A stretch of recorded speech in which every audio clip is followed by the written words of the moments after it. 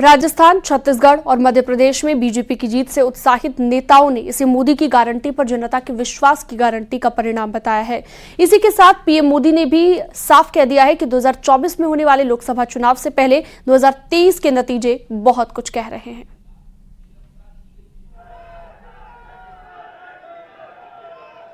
आज ऐसी पार्टियों के लिए सबक है कि केंद्र सरकार की गरीब कल्याण की योजनाओं और उनके लिए भेजे जा रहे फंड के बीच में आने की कोशिश मत करो। ये जनता का आदेश है, वरना जो बीच में आएगा उसे जनता हटा देगी। लोकतंत्र के हित में मेरी कांग्रेस और उसके साथियों को नम्रतापूर्वक सलाह है, कृपा करके ऐसी राजनीति न करें जो देश विरोधी ताकतों को बल दे, जो देश को बांटना चाहते हैं ऐसे लोगों को मजबूती दे, जो देश को कमजोर करने वाले विचारों को गति दे। साथियों, आज भारत की अर्थव्यवस्था का हर पहिया पूरी गति से घूम रहा है। कुछ लोग कह रहे थे कि विश्व में मंदी का असर भारत पर पड़ेगा, लेकिन भारत ने हर आकलन से कहीं बेहतर प्रदर्शन किया। आज भारत दुनिया की सबसे तेजी से विकसित होती आर्थिक ताकत है। आज भारत का आत्मविश्वास, भारत के लोगों का आत्मविश्वास अभूतपूर्व स्तर पर है।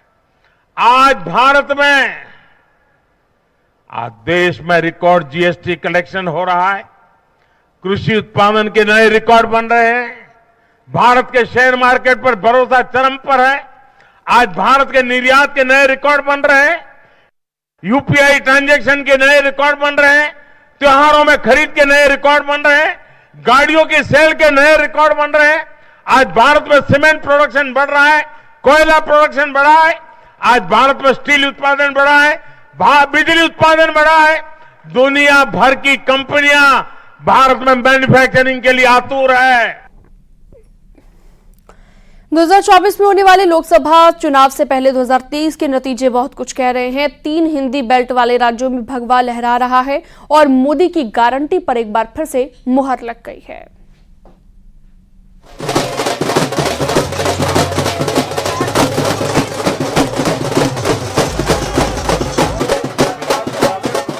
दो 2023 का जनादेश 2024 का संदेश दे रहा है, क्योंकि चाहे राजस्थान हो या मध्य प्रदेश, ये परिणाम लोकसभा चुनाव के लिए विशेष है।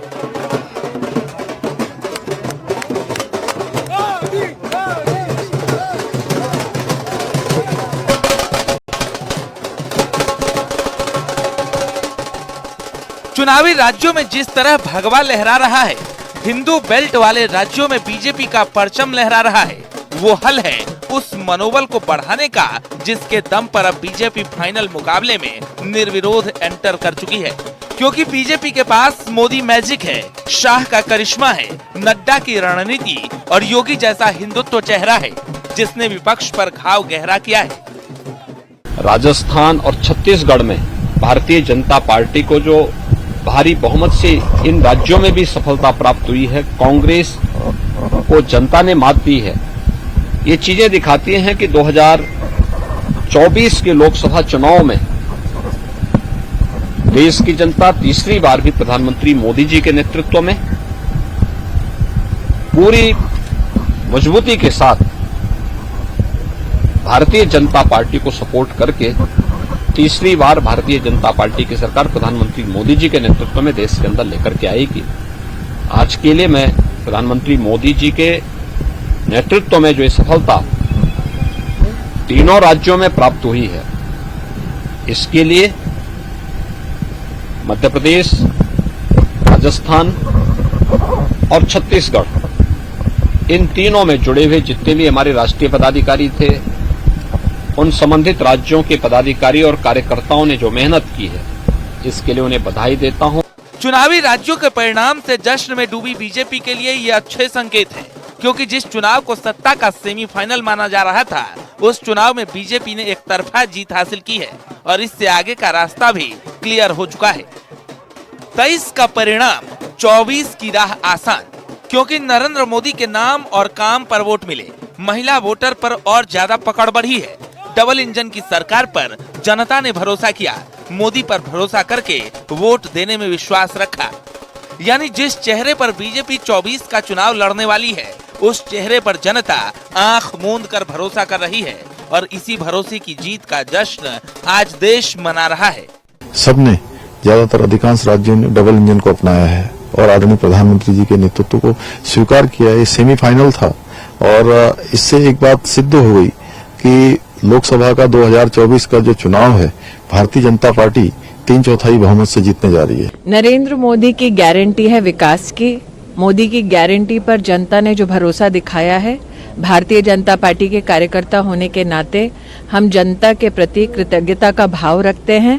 बार बार भारतीय जनता पार्टी के कार्यकर्ताओं ने डंके की चोट पर कहा कि मोदी मैजिक रंग लाएगा। आज के परिणाम उसी का प्रतीक है।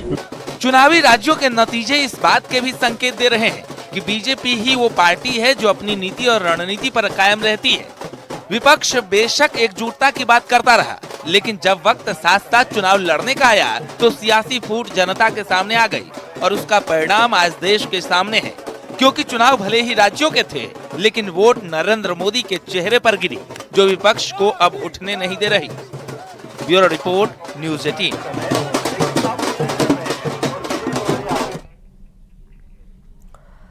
और वक्त एक छोटे से ब्रेक का है, जल्द लौटते हैं।